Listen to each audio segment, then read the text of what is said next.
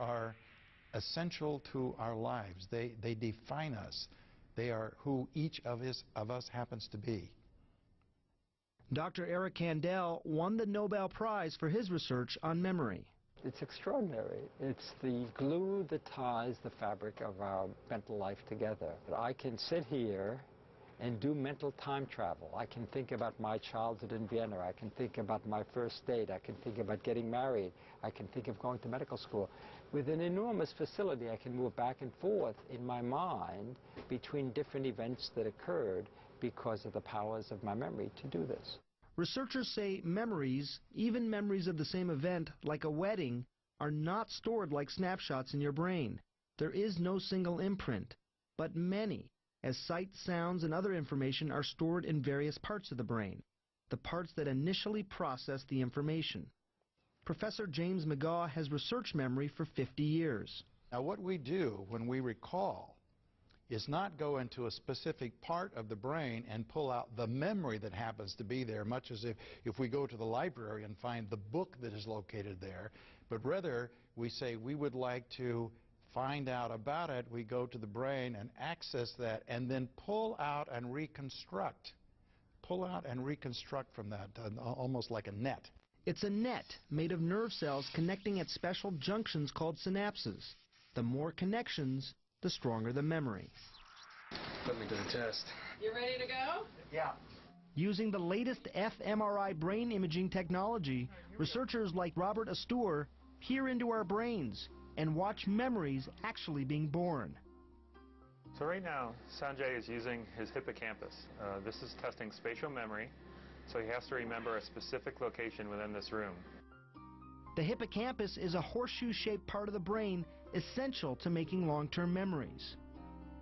In this water maze experiment, I need to remember which of the yellow balls marks the water above a hidden platform. I use a joystick to navigate. If I go to the wrong ball, I hear this. Sanjay's figured out it's next to this bookshelf, and there's a pillar to the right. How do you feel? You did great. Tell me about my hippocampus. Structurally, it looks perfect. So you're saying my brain is perfect? I'm not quite saying that. I'm saying I don't see any abnormalities. Good enough, I'll take that. Okay. We start forming basic memories at birth, possibly even earlier, remembering our mother's voice, for example. As adults, it's extremely rare to remember anything before our 3rd or 4th birthday, possibly because our hippocampus is not fully developed. You write your own sentence. Even at a young age, our brains are capable of retaining extraordinary quantities of information. Abby Julo, age 6, is a poster child for the learning power of the young. Who's the president of China? Jintao. Right. With coaching from her father, the kindergartner has learned the names of world leaders, all 15 cabinet members, past presidents, first ladies, and constitutional amendments. She can even recite Martin Luther King's I Have a Dream speech. So I say you, my friends, that even though we must face the difficulties of today and tomorrow, I still have a dream. It is a dream deeply rooted in the American dream, that one day this nation will rise up and live out the true meaning of its creed.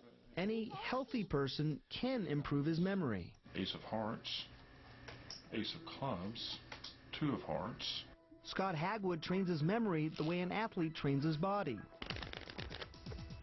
He started 5 years ago to combat one of the side effects of radiation treatment for thyroid cancer, memory loss. I thought, well, I never was the sharpest knife in the drawer anyway.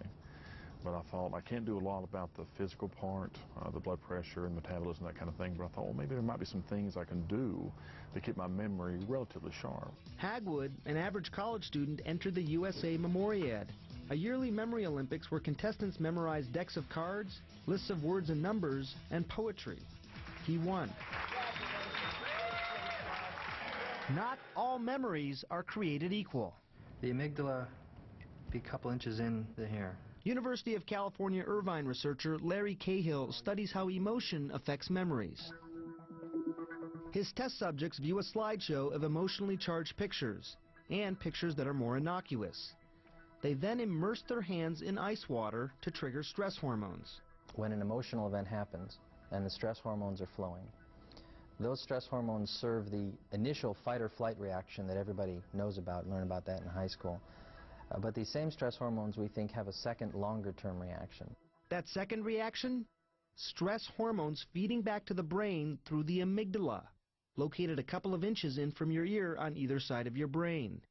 It helps you to remember more clearly and longer. Have you ever wondered why a smell can trigger such a strong memory? Once again, the amygdala may hold the answer.